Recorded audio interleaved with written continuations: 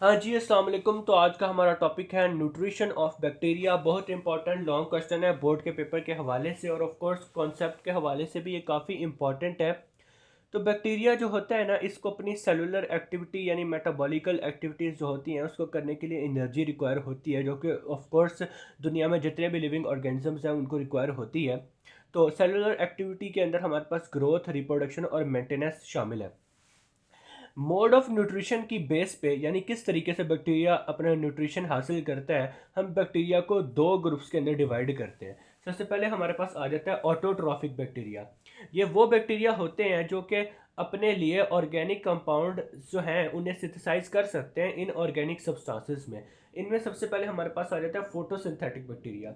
ये वो बैक्टीरिया होते हैं जो कि सनलाइट को यूटिलाइज करते हैं एनर्जी के सोर्स के तौर पे।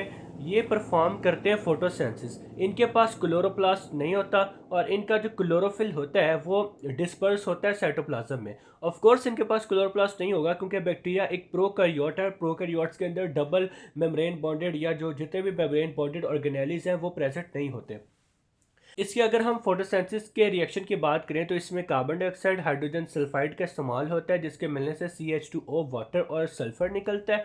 ऑफ कोर्स असल में आपको पता है ना कि प्लांट्स के जो हैं वो वाटर का इस्तेमाल करते हैं फोटोसिंथेसिस में, लेकिन ये हाइड्रोजन सल्फाइड का इस्तेमाल करते हैं इंस्टेड ऑफ वाटर के, जिसकी वजह से ये ऑक्सीजन की बजाय सल्फर को लिबरेट करते हैं। क्योंकि प्लांट्स वाटर का इस्तेमाल करते हैं वो तो वो ऑक्सीजन निकालते हैं, जबकि हाइड्रोजन सल्फाइड का इस्तेमाल करते हैं और ये सल्फर निकालते हैं। ठीक है।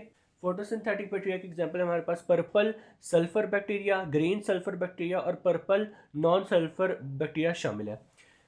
दूसरा हमारे पास आ जाता है ऑटोट्रॉफिक बैक्टीरिया में कीमोसिंथेटिक बैक्टीरिया। ये वो बैक्टीरिया होते हैं जो कि एनर्जी हासिल करते हैं इन ऑर्गेनिक सब्सटेंसेस की ऑक्सीडेशन के ज़रिए। इन ऑर्गेनिक सब्सटेंसेस के अंदर अमोनिया, नाइट्रेट, नाइट्राइट, सल्फर और आयरन जैसी चीज़ें जो हैं वो शामिल हैं। ठीक है। और इनकी एग्जांपल हमारे पास नाइट्रीफाइंग बैक्टीरिया शामिल है, जो कि इनऑर्गेनिक सब्सटेंसेस की ऑक्सीडेशन करके अपनी जो न्यूट्रिशन है उसे गेन करता है। दूसरा हम बात कर लेते हैं हेट्रोट्रॉफिक बैक्टीरिया की। तो ये वो बैक्टीरिया होते हैं जो कि अपना खाना खुद नहीं बना सकते और ये दूसरों के ऊपर डिपेंडेंट होते हैं। ठीक है। सबसे पहले हमारे पास आ जाता है इसमें पैरासाइटिक बैक्टीरिया। ये वो बैक्टीरिया होते हैं जो क्या करते हैं, कम्प्लीटली डिपेंडेंट होते हैं अपने होस्ट के ऊपर, अपने होस्ट में रहते हैं और उसी से अपनी न्यूट्रिशन हासिल करते हैं, जिसकी एग्जांपल में हमारे पास एस्टरिचिया कोलाई है। असल में इनके पास अपना एक्सटेंसिव एंजाइम सिस्टम ही प्रेजेंट नहीं होता, तो ये यानी अपना जितना भी न्यूट्रिशन है वो होस्ट से ही हासिल करते हैं। ठीक है। दूसरा हम बात कर लेते हैं सेप्रोफाइटिक बैक्टीरिया की। ये वो बैक्टीरिया होते हैं जो कि अपना फूड गेन करते हैं डेड ऑर्गेनिक मैटर से।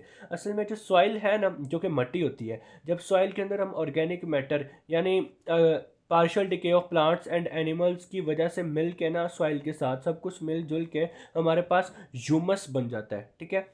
तो ह्यूमस एक ऐसा मटेरियल है कि जो कम्प्लेक्स सब्सटेंसेस से बना होता है। तो सेप्रोफाइटिक बैक्टीरिया के पास कम्प्लेक्स एंजाइम सिस्टम होता है, जिसकी वजह से वो क्या करते हैं कि ह्यूमस के कम्प्लेक्स सब्सटेंसेस को ब्रेक डाउन करके सिंपलर सब्सटेंसेस को में कन्वर्ट कर देते हैं, जिनसे वो अपनी न्यूट्रिशन या अपनी जो एनर्जी है वो है हासिल करते हैं।